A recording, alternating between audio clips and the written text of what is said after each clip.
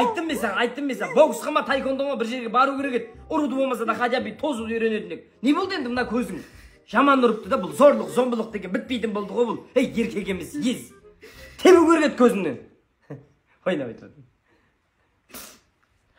Байдан көрмеген рахатты Кемелден көрдік қой. Кім Кемел деген? Кіме Кемел деген? Ой, сорлы, өзіңнен де бар ғой негізі Кемел деген біреумен сөйлесіп жүргенсің сен. Содан кейін ұрған ғой сен, айтпесе бекерден бекер ұрмайды ғой ол. Немене, кім ол Кемел деген? Кіммен сөйлесіп жүрсің, айуан тез айтып бол тез. Кім ол Кемел деген? Кетек болып қаласың ба? Мынау. Не істейміз? Жылап отыра бермей тамақ жейік та, сорба анаяқта қайнап тұр, ішінде ет тұр. Не қыламыз? Қамыр саламыз ба? Кемелдің несін саламыз, лапшасын салып жейміз ба? Лапшасы жақсы оның, жаңа жабыспайды да бір-біріне ше. Езілмейді да осы. Езілмейді, жақсы. Осыны салсай. Қарным ашып кетті. Бәсе мен не айқайлап кеттім деп қоямын.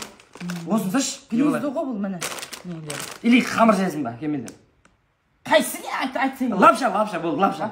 Labidan pardozdan netayman.